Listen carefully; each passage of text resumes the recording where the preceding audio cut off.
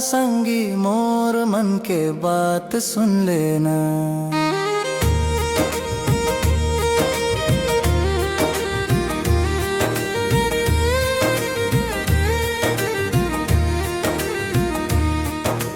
रात भर चंदा पूछे मोला, काबर जागस रे दीवाना।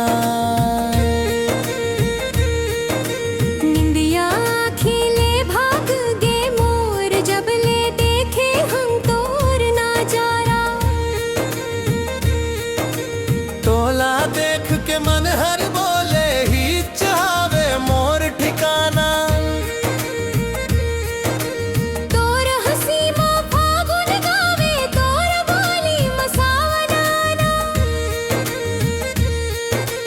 गली गली में तोर सुरता मोर संग संग चलते रे।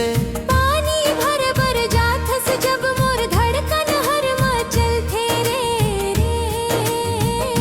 आजा रे संगी अब झन तरसा माया के बात बता दे। नैना ले नैना मिला के मन के फूल खिला दे। आजा रे संगी अब झन तरसा माया के गीत सुना दे। मोर जिंदगी के सुना आंगन महसी के दिया जला दे।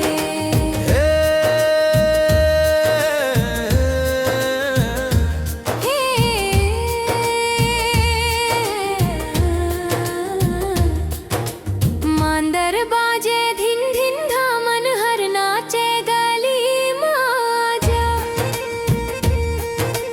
काबर गोठ कर थस ऐसने गाँव भर सुन ले ही रे। माया के बात लधीरे बोलदाई भाई जान ले ही रे। फिर सच कहूँ तोर गोठ माँ मोर मन हर अटक जाते। तैं जब हंस के देख तस मोला मोर गाल गुलाबी हो जाते। नदी किनारा पीपर छाम सुरता तोर सता थे रे। माटी के रास्ता हाट बाजार हर जगह तैं दिख जाथस रे। आजा रे संगी अब झन तरसा माया के बात बता दे। नैना ले नैना मिला के मन के फूल खिला दे। आजा रे संगी अब झन तरसा माया के गीत सुना दे। मोर जिंदगी के सुना आंगन महसी के दिया जला दे।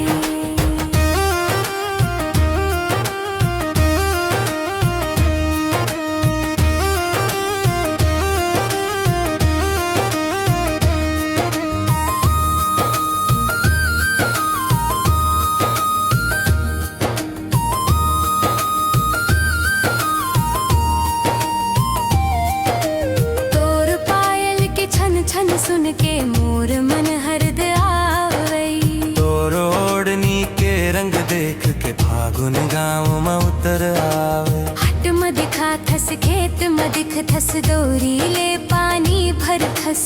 मोर मन के खाली कागज माता चैच कहानी लिख थस। बड़ गोठिया हंस रे मोर संगी बात बनाना जान थस।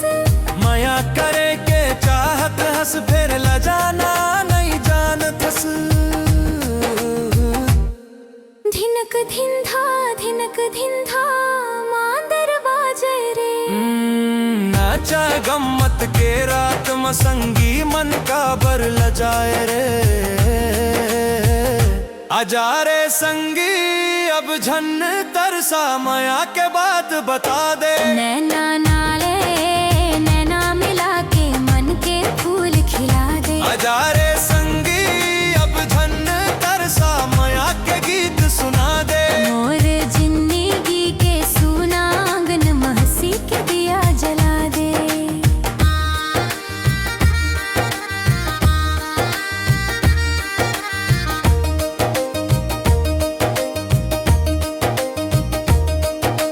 बरसों ले मन खोजत रहिस एक अपना हट के साया।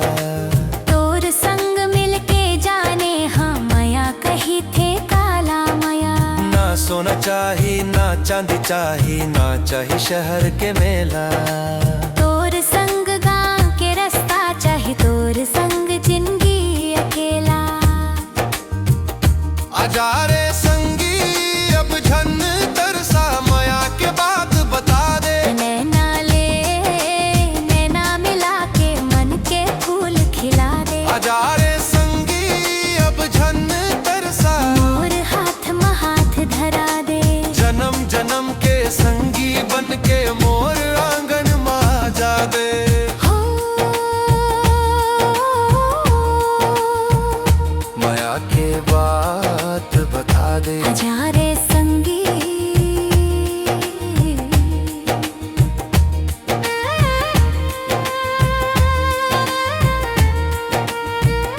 अब झन तरसा।